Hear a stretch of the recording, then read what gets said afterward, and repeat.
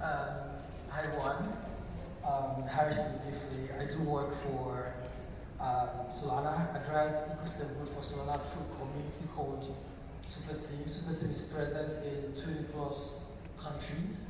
The only chapter in Africa exists in Nigeria, and I happen to lead that. One key feature of traditional African societies is our communal spirit, right? It's what separates us from individualistic Western societies, right? One of my mentors, Feyi Olubodu, he has this amazing book called The Villager, right? Argues that every African is a villager. We carry the hopes and aspirations of our villages on our shoulders every day, right? So that is why, like she said, from an Igbo tribe, if you embarrass yourself out there, the first thing they ask you is where you're from, what village are you from, whose father, whose son is this, right? So that is really what separates us from other societies. In the context of the blockchain society, one reason why Soviet Nigeria has been largely successful is because of the strong communal bond and social bond that members have, right? You do not see this in other Soviet chapters, and of course not in bad thing because societies vary, right? But in Soviet Nigeria, you see members making friends outside of the community with each other. We've seen people get married to each other in the community. So that strong bond is the reason why we're really good at what we do. The three metrics that focus areas that Soviet globally tracks, which is capital, community, and content. And in two of those metrics, Soviet Nigeria has been leading for Lord knows how long, for a year plus, right? It's because of the bond that we have. So in Western societies, what we see is they use money to build communities, right? In African societies, what we do is communities instead attract capital, right? So that is why the community growth is more organic, is more sustainable, and I mean, the reason why there's so many successful blockchain societies in Africa is because of this core reason. So, thank you. I think another thing to pick from it is Kigali, you need to have a super team chapter, especially for those that are single that want to throw in marriage in between, like you said. Sarah you've been building an amazing community in East Africa, especially bringing women into the whole idea and concept of stablecoin. So I think my question to you is, let's explore from your perspective how how you empower these women and how community has helped us in building both trust and education for both the small scale and the large scale communities that you're working with. What have you seen in these communities? What impacts have you seen in these communities that you're building in East Africa? That's right. To my panelists and of course your moderator, and thank you for everyone that came. My name is actually Sonny. Sarah, yeah. And I'm the current president of Stella East Africa, from the Stella ecosystem.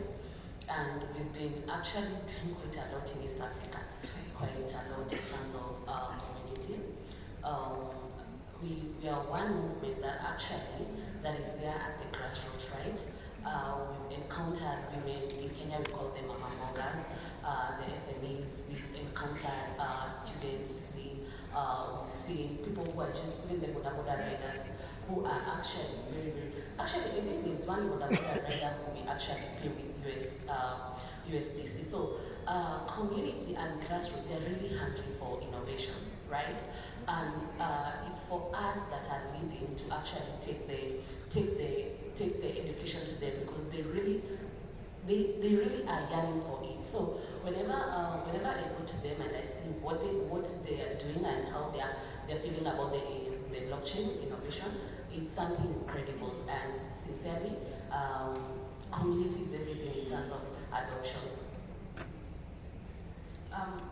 Just on top of that, Okay, please. what impact have you seen that this has had on funding from the perspective like these communities that have been put together? What impact have you seen that have on funding?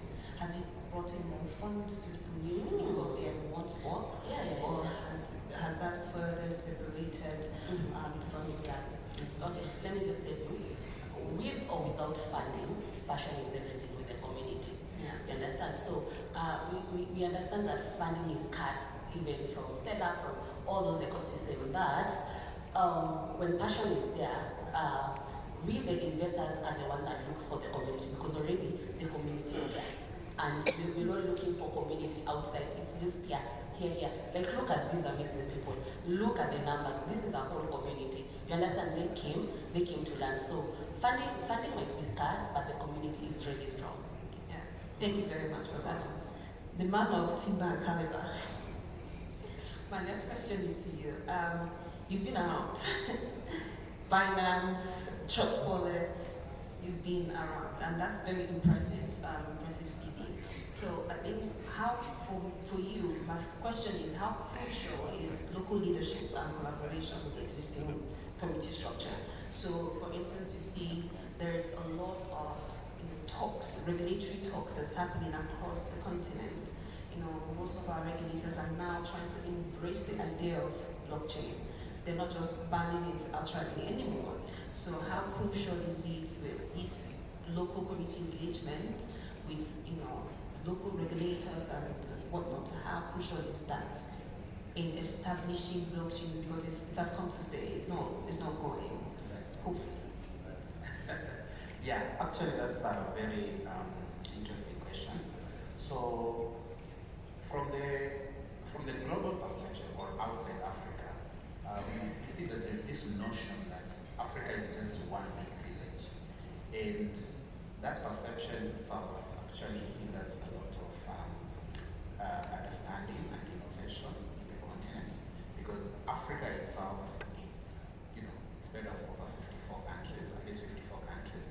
But over and above those 54 countries, for example, Nigeria would have over 200 tribes, sub-tribes, and places like Kenya, for example, we have almost over 14 tribes and so on.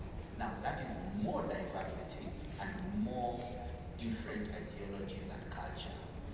So if I have to penetrate in a certain market, for example, an event like this, the African Blockchain Festival, could not have been successful if the organizers did not collaborate with the local influencers here.